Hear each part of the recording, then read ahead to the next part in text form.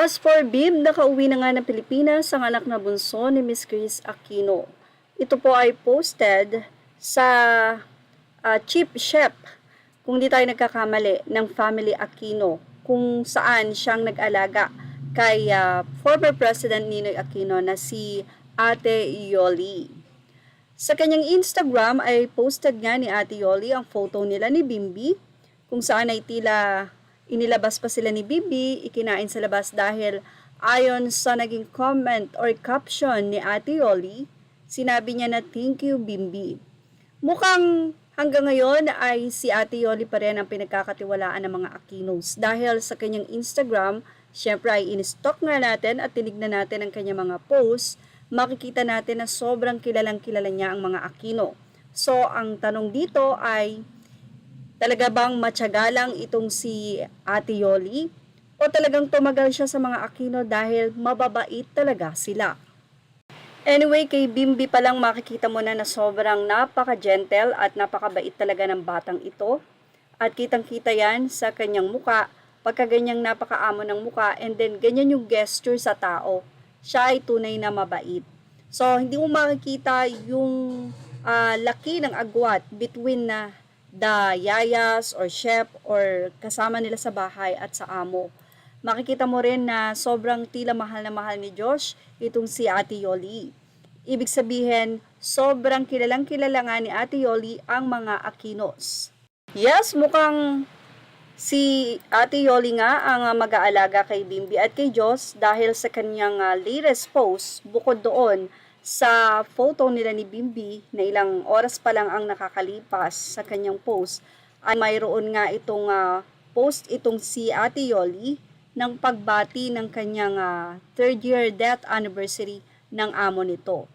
Sa kanyang Instagram, makikita mo na ipinost niya ang larawan ni Pinoy na may mga yellow na bulaklak at doon ay may caption na Sir Pinoy in his 3rd year death anniversary. At mukhang hindi natin alam kung ang kanyang 60th anniversary, mukhang sa bahay nga ng mga Aquino siya nagdiwang dahil makikita ang napakadaming cakes. 60th anniversary nitong si Ate Yoli at makikita natin na bonggang-bongga yung handa talaga sa kanya. Isang patunay na sobrang mahal na mahal siya ng pamilya Aquino. And last 2023 din, ibinahagi nitong si Ate Yoli ang mga photo niya sa Ateneo de Manila University.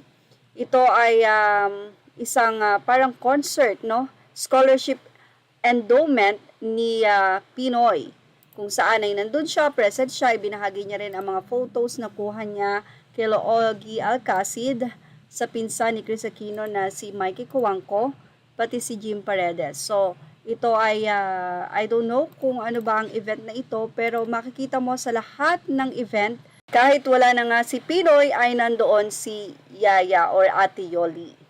Sa katunayan, ipinost pa nga ni President Noynoy Aquino ang naging pagpapasalamat niya dito kay Ate Yoli, na posted naman din ni Ate Yoli. Ito ay year 2022, June 27. In his final State of the Nation address, SONA, Pinoy gave a special shout out to Yoli Yebes, the Aquino family's longtime and chief household staff.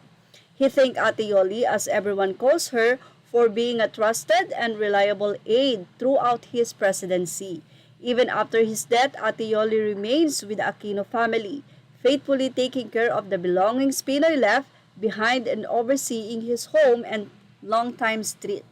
So ayan po ang nasabing photo, bata pa po si Ate Yoli dito, and narito pa ang picture nila ni Bim, katunayan na talagang halos siya na ang kinalakihan ng mga anak ni Chris Aquino.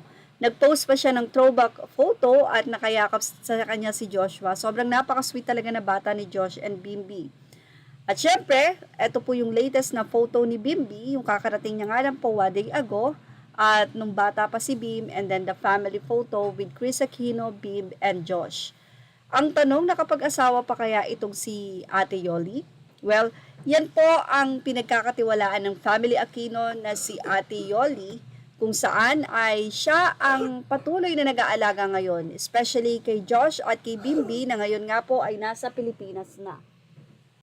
At yan nga ang ating showbiz snap update. Thank you for watching. Images are all credit to the rightful owners. Please like, share, and subscribe.